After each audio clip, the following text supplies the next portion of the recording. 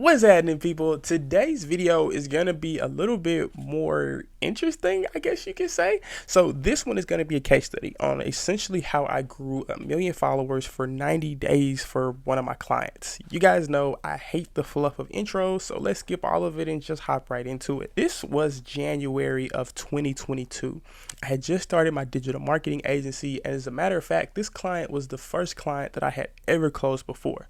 A lot of you guys know I got my start in e-commerce, and even before my e-commerce brands, I used to run a lot of theme pages. So like accounts that posted about art or about earth or about very specific topics that didn't have anyone's face to them and weren't necessarily selling any products.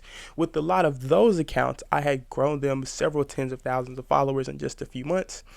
Specifically on Instagram, that was like my main spot of growing my accounts, but that was before I had some success in e-commerce, grew a lot of personal branding stuff, through a lot of e-commerce stuff, and I had success building up traction and getting followers and doing a whole lot there. So this takes me to this present moment. I actually signed my first ever client for my e-commerce agency at Yeasloth. He is a gaming influencer. If you guys are into like gaming and Fortnite, you've probably heard of him. He's been really, really popular for a really, really long time. You guys know 2022, we were just coming out of like the mist of COVID, and Yeasloth was saying like, hey man, I'm really ready to grow my brand. A little bit about Yeasloth, before I ever got to him, he had already had 1 million followers, at least on TikTok. We grew him an extra million in like under a fourth of the time. I think it took him 2 years to grow that million. We did that in like 90 days, so like maybe less than a fourth. I'm not that great at math, but essentially we got started on the account, and he came to me. I found him. We hopped on our first call. It was actually on Discord. Like I told you, I had just started my agency. It was super unprofessional, but like I was dead set on closing a client. So he tells me I'm looking to grow my brand. I am telling him a little bit about my experience. I'm giving him some ideas on how I think we could specifically grow his brand, and we got started. It was really, really cool because that was my first client that I ever closed for my agency. It was $800 a month, and I could not believe that I was making that from one person. Though after like the high had cleared off, right, because my rent was going to be paid, the next part I had to think about was like, okay, how the hell do I actually do this? Part of me knew how to make these things work, but then part of me was like, okay, what do I do to actually make it work for this specific brand? Yes, I've made this work before in e-commerce. Yes, I've made this work before in theme pages and like some other pages, but like for this one brand, what do I actually do in order to make sales? So then I go to the drawing board. I am sitting and I'm strategizing and thinking like, what is our key formula? If you guys have ever seen Yeasloth's content, his personality is crazy. Like, he didn't get to 1 million followers for no reason, and the next million, granted, I didn't know we were about to grow that much, that I was going to get him to, he wasn't going to get there by accident, and it wasn't going to be because we magically changed the formula or came up with some crazy social media strategy. You have to understand that the personality of the person is by far the factor. Like, it's the key. It's the thing to keep going. What I realized very, very quickly is that the systems that Yeasloth used to get to 1 million followers already were gonna get him to his next million.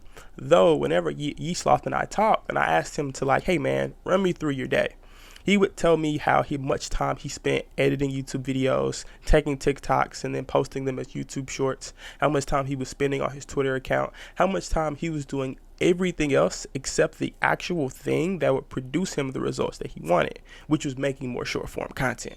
So whenever I sit down and I was Yeasloth's social media manager, I would be lying to you if I said I came up with some crazy social media strategy that allowed us to grow so much so quickly.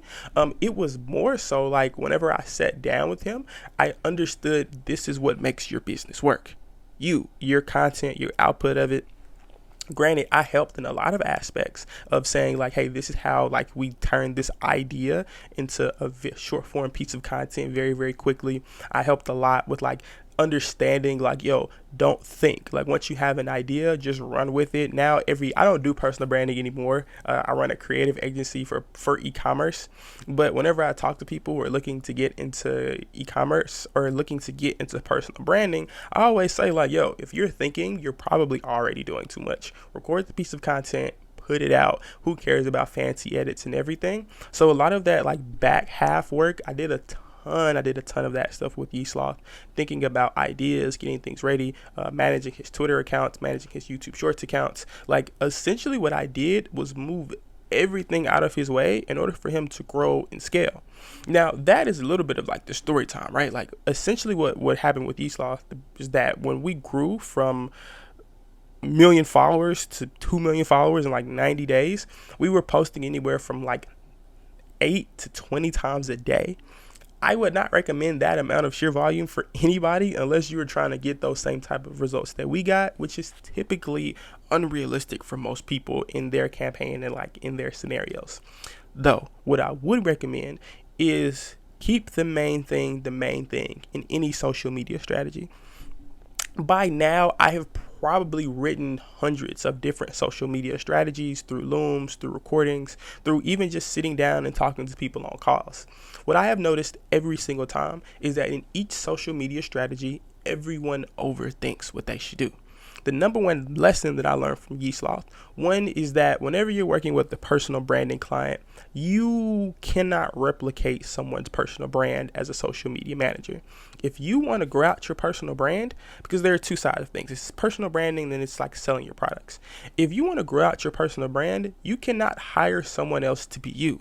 In my most successful client cases, especially the ones with Yeasloft and then the ones outside of it, I never could replicate the person. The only thing that I could do was get inside of the heads of that person and then do my best job to duplicate things that they had already said, add different nuances, piece together two separate ideas, make them into one idea. But you cannot replicate yourself. In personal branding, you have to be the ideation. You have to let yourself be the ideation and then allow everything else around you to be like a constant funnel, right? So like, let's say if I'm talking about my personal brand, you guys know I talk about e-commerce, I talk about marketing, I talk about making money online. Though my specific ideas on all three of those key topics, I can't just give to a VA or agency or really anybody and say, hey, come up with ideas that come inside of my head. I simply have to say, these are my ideas that I have already. I'm going to make the content. I'm going to like actually do the ideas. I want you to bring that to life. That is the absolute most you can ever do with someone's personal brand. And when it came to this personal branding client, the only thing that I did was feed him a constant system of like, hey, this is how we bring your ideas to life very, very quickly. And allow me to get everything else out of your way that is not going to give you the most volume, because a lot of people think short form content is the way to grow their personal brands, when honestly it's not. A lot of times, and I mean more often than not, you are trying to force short form content, but you're actually really good at writing. Or you're trying to write and you're actually really good at long form content and you need to start a podcast. You have to figure out your way of communicating on the internet, and then once you figure that out, just run with it. Now, on the other side of things, when you're trying to sell for your e-commerce brand, it's a little bit of a different nuance. It's what I do now. It's what I care so much about. But the reason why I'm into it, the reason why my clients are having significant, I mean like crazy significant amounts of success, is simply because your brand has to have a voice. But brands don't actually have mouths. So how do they have voices? You talk about things that your ideal customer cares about. Everybody cares about something. As a matter of fact, you guys see sports, rap music, two things I care about a lot, which means if you talk to me through both sports and rap music, I'm going to listen to you. That is how you have to treat your brand. If somebody wanted to sell me a sports product, and they use a Nipsey Hussle reference, because that's one of my all-time favorite rappers, 9 times out of 10, I'm buying that product. But it's the exact same thing for your ideal customer inside of e-commerce. I know this is a bit of a long-winded video and I kind of went all over the place, but I want to get you guys inside of the head of what it takes to have extreme results on social media, whether it be with personal branding or whether it be with e-commerce brands. You have to care about what people want, and then just give them that. Allow yourself to be the bridge that moves everything out of the way that is not providing your ideal customer value, and you'll achieve results like this in no time. I wish it was a secret formula. I wish that there was an easy way you just turn the key and make a bunch of money or grow a bunch of followers on social media. It's not. Come up with really, really good ideas that resonate with your audience, and for the love of God, get out of your own way and provide as much value as possible. That's it for today's video. Peace.